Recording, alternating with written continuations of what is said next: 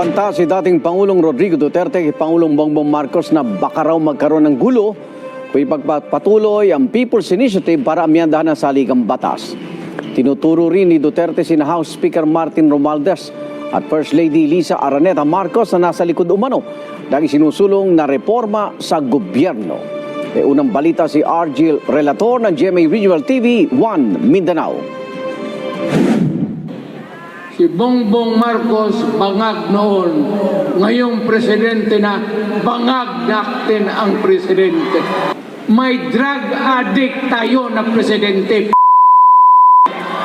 Mabigat ang mga akusasyong binitiwan ni dating Pangulong Rodrigo Duterte laban kay Pangulong Bongbong Marcos sa harap ng mga dumalo sa isinagawang prayer rally sa Rizal Park, Davao City kagabi. Bago ito, sinabi ng dating Pangulo na hindi siya kalaban ni Pangulong Marcos at ni First Lady Liza Araneta Marcos. Ngunit napipilitan na umano siyang magsalita laban sa mga tao sa gobyerno.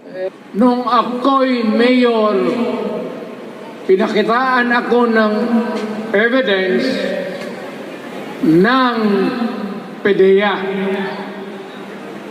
Doon sa listahan, nandoon yung pangalan mo.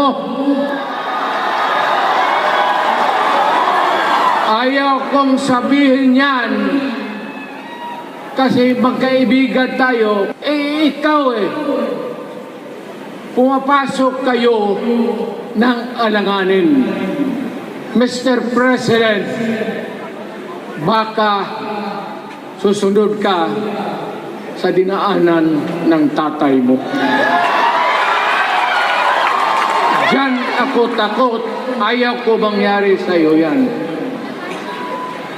Mabor lang ako namang nagmamakaawa kasi it will divide the nation at madugo itong panahon na ito.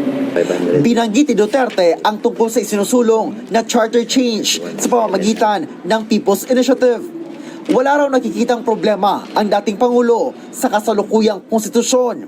Ikinagalit niya ang mali umanong paraan para makakalap ng pirma para sa People's Initiative na may kapalit umanong pera.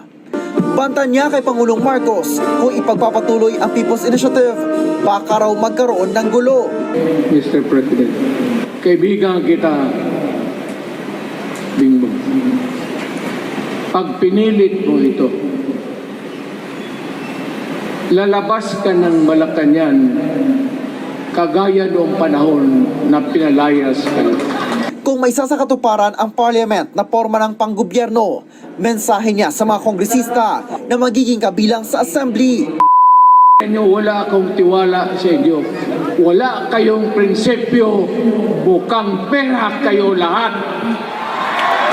Yan ang totoo. Sinabi ng dating Pangulo na ang ambisyon umano sa pagbuo ng parliament ay galing kay First Lady Liza Marcos at House Speaker Martin Romualdez. Hindi raw dapat kalimutan ni Pangulong Marcos na isang termino lang siya at iyan daw ang dapat masunod. Ikaw, Mr. President, hintayin mo yung 6 years. Kalimutan mo na yung kay Romualdez kasi yan ang magpahamak sa iyo. At maraming magagalit sa iyo, pati na ang militar. Yun lang ang dasal ko. Reject, protect the Constitution. I am calling now the armed forces and the PNP. Protect the Constitution. Trabaho ninyo yan.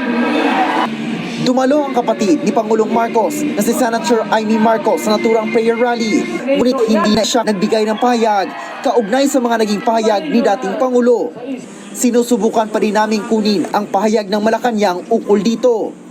Nagsalita rin sa programa ang magkakapatid na sina Vice President Sara Duterte, Congressman Paulo Duterte at Davao City Mayor Baste Duterte. Karon ra ko kitag mga congressman na hadlok sa ilang speaker. Nganong mahadlok man? Duha ra man na. Hadlok patanggal pagka-congressman. Dito po ko pananong, sigurado. Yan naman ako ng party list na babae dia. Hindi na pinangalanan ni Representative Duterte ang tinutukoy nitong party list representative. Ibinulalas naman niya ang kanyang galit sa mga akusasyong ibinabato laban sa kanya. Ibuhat niyo kong drug smuggler.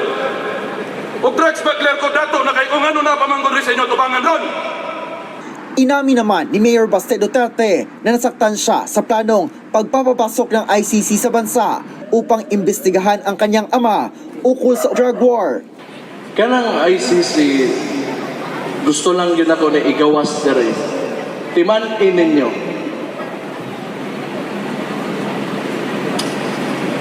Inyong amahan ra ba gipalupong sa akong amahan.